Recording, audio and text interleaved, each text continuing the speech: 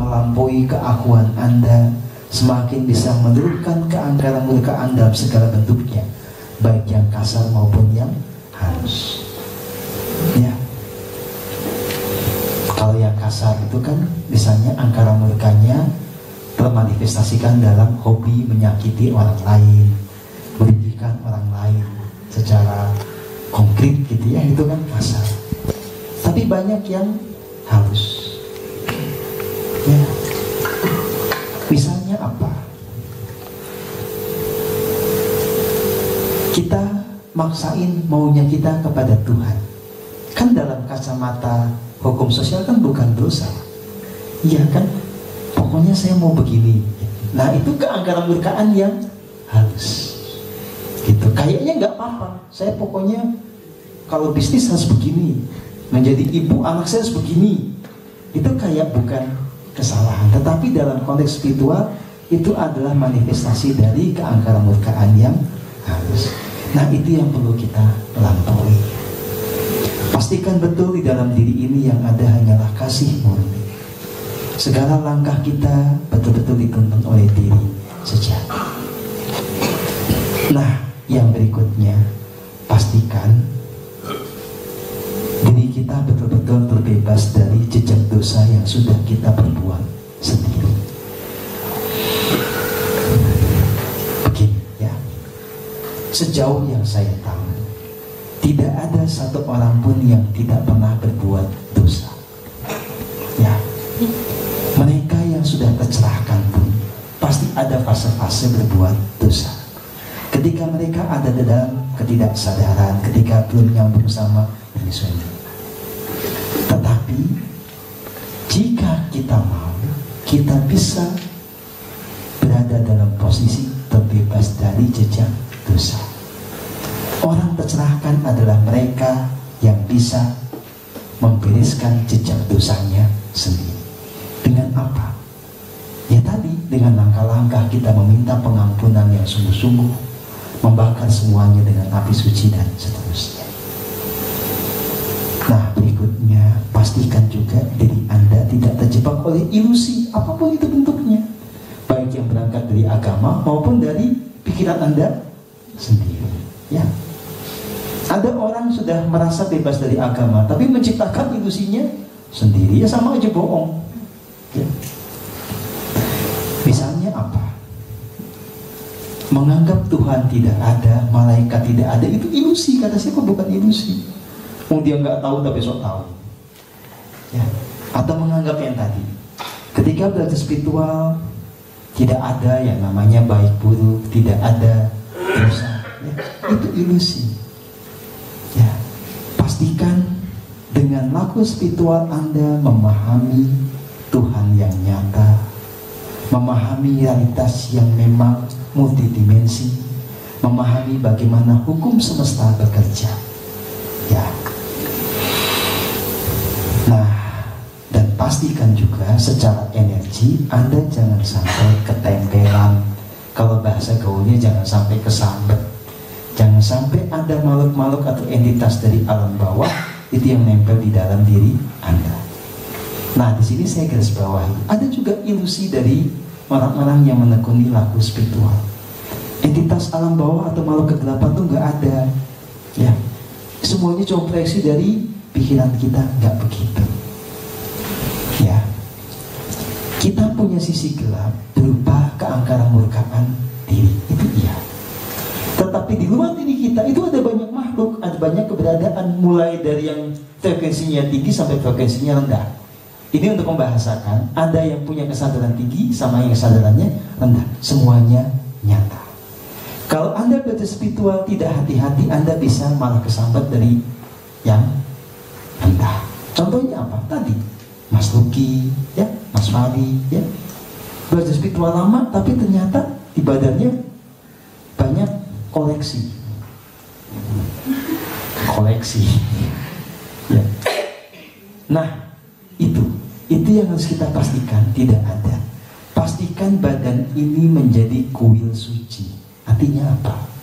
Hanya kuasa Tuhan yang bertahta di dalam tubuh ini. Gitu. Ya. Nah, kembali bicara tentang tantra, inilah sebetulnya dasar-dasar dari ilmu tantra. Ini bukan ilmu yang aneh-aneh. Jadi untuk menjadi tantrik, Anda nggak mesti melakukan hal yang serem-serem, tidak mesti juga nginep di kuburan, nggak mestilah. Ya, ini hanya tentang bagaimana kita memurnikan jiwa raga.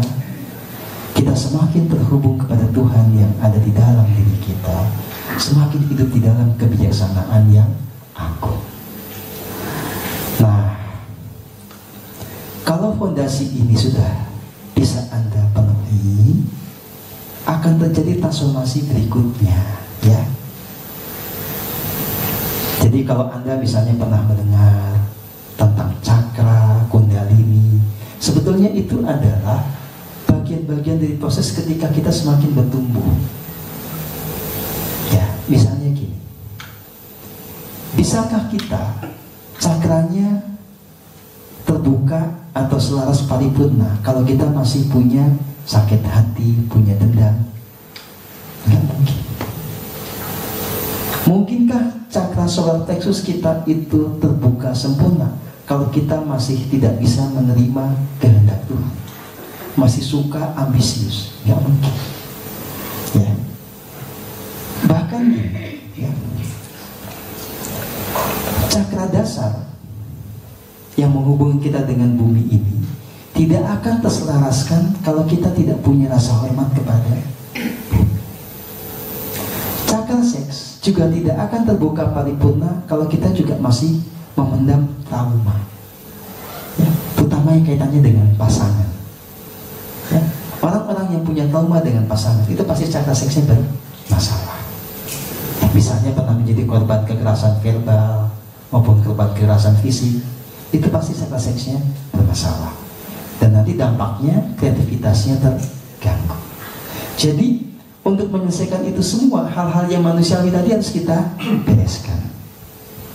Nah, makanya semesta menuntun di workshop yang ini betul-betul hal-hal yang manusiawi ini kita bahas dengan gamblang, supaya nanti teman-teman nggak ketinggian melangit tapi lupa sama hal-hal yang sederhana. Nah, ringkasnya juga begini. Kalau Anda sudah bisa membereskan yang tadi, gitu ya, segala luka batin, dosa, nanti secara natural segala hal yang terjadi pada orang tercerahkan juga Anda bisa alami. Apa itu kebangkitan kundalini secara sempurna, kemudian keselarasan antara energi feminin dan maskulin, nanti kemudian muncul antahkarana segala macam terhubung dengan tubuh kosmik, gitu ya. Jadi gini, saya sudah melewati itu semua. Nah, saya berharap Anda bisa mengikuti itu.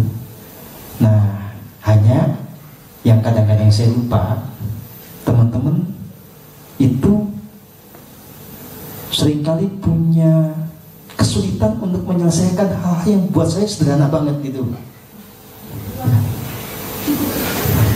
Yaitu lupa sayanya, gitu ya. Jadi kadang-kadang saya heran sama teman-teman itu, kok buat banget gitu ya. Gitu ya. Tapi memang ternyata setiap manusia kan punya tantangannya sendiri. Saya nggak bisa memproyeksikan diri saya ke orang lain. Harus memaklumi bahwa orang lain itu untuk bisa stabil di dimensi 6 aja susah banget. Naik ke 8, 9, 12 kok ditungguin lama banget gitu ya. Ya kan memang beda-beda gitu ya. Nah, makanya sekarang saya balik to the basic gitu. Jadi pastikan ya, hal-hal yang manusiawi ini bisa diselesaikan gitu. Nanti ya kalau yang itu selesai, baru apa yang pernah saya omongkan itu bisa Anda mengerti. Saya misalnya pernah bicara Merkaba macam-macam gitu ya, Metatron Kubs, apa aja lah gitu. Itu sebetulnya ilmu langitan yang bisa Anda mengerti kalau Anda sudah beres dengan urusan-urusan kebumian. Nah, kalau enggak nanti itu jadi teori doang gitu ya. Saya udah ngajak ke langit, ternyata ini nyangkut di bumi. Saya udah ngajak ke langit, ini masih sibuk dengan patah hati.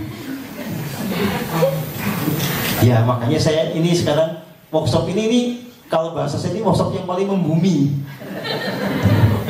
Jadi yang dibahas nih manusiawi banget gitu ya. Ya memang harus begitu supaya kita menjadi realistis dalam menjalani laku spiritual ini.